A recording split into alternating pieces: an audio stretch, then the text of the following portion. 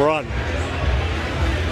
So, Arianna and I are the last night of the World Economic Forum in Davos. It's the grand soiree. So, Arianna, how'd you like this week?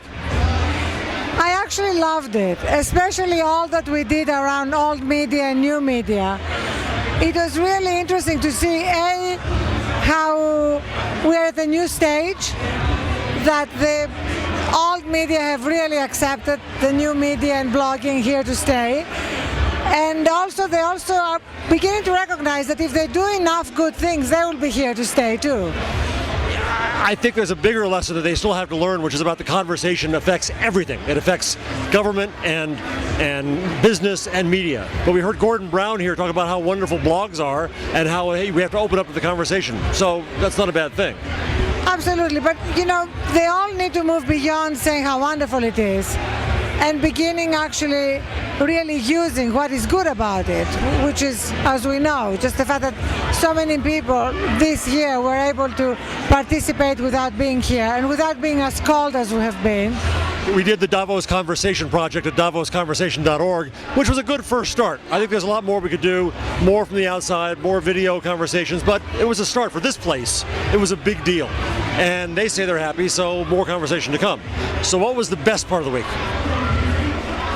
In terms of people I really enjoyed getting to know, Chad Hurley, YouTube, I thought it was really great, and I love the fact that both he and Katerina and her husband and Sergey and Larry, Mark Zuckerberg from Facebook, yeah, were really into their work. There was an incredible sense of mission about what they're doing, kind of a centeredness. I have teenage daughters, and as I'm constantly exposed to wild behavior among the they're watching young, you right now. Successful. It's just wonderful to see young people who've done so much, who've contributed so much, and who don't seem to be indulging in self-destructive behavior. You hang around with the powerful more than I do. Really? But it's all, oh yeah. That's not what I know. No. But that's what's amazing about this place is they do attract an incredible group of people. And yeah, it's kind of a hoot to be hanging around with the big mockers of life, but you also just get to stand next to people like Chad and Sergey and Katerina. But you're also around, but they're the moguls who were them 20 years ago are here too. The government leaders are here. Some are good, some aren't, but it is a hoot to realize that the audience is here. So Angela Merkel comes to speak to these guys, and Shimon Peres and Mahmoud Abbas are here.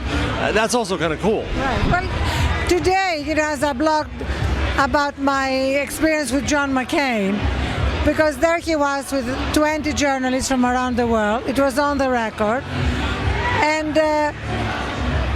when I asked him why, if he's so worried about Afghanistan, don't we send the 21,000 troops to Afghanistan, he basically identified that position as a far left position.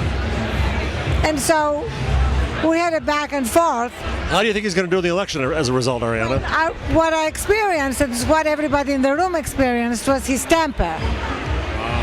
And how the short fuse was there for everybody to see.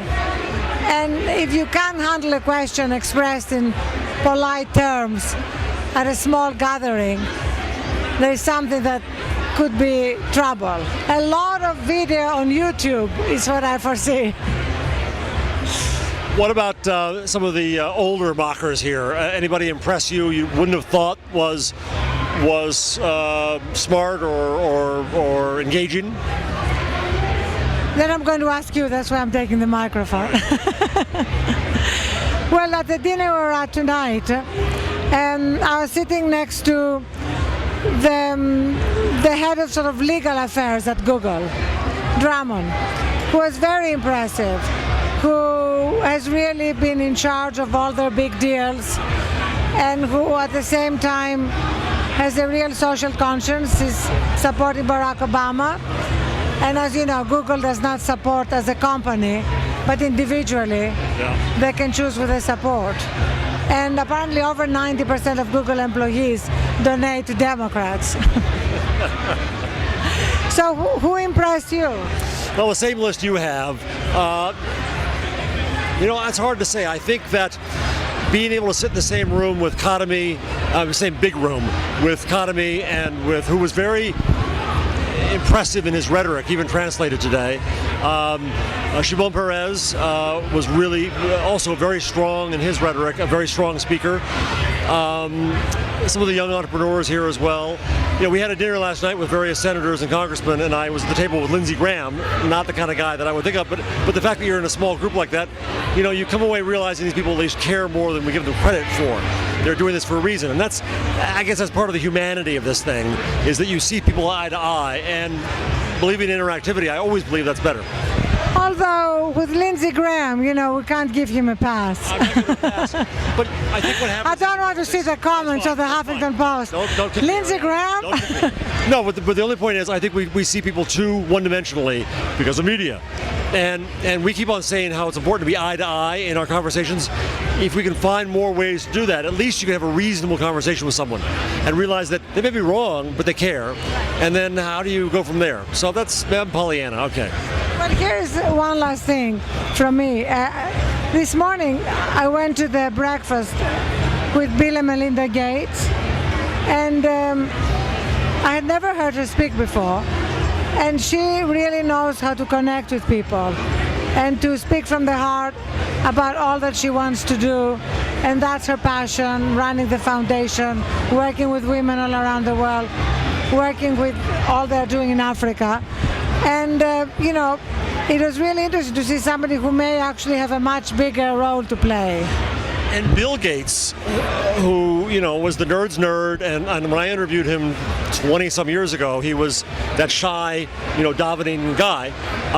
Now, I honestly think he's headed toward being a statesman. He really is talking about, with passion, aid. He was criticizing a critic of aid eloquently and passionately and strongly. And I think that he has a chance to change the world again more than he did the first time. That's very impressive to see. Okay, I'm taking it back. One more final thing. We had this workshop that David Kirkpatrick from Fortune moderated this afternoon, and we were divided into small groups of 5 or 6 people, and our job was to imagine what our respective companies would be doing in 2015.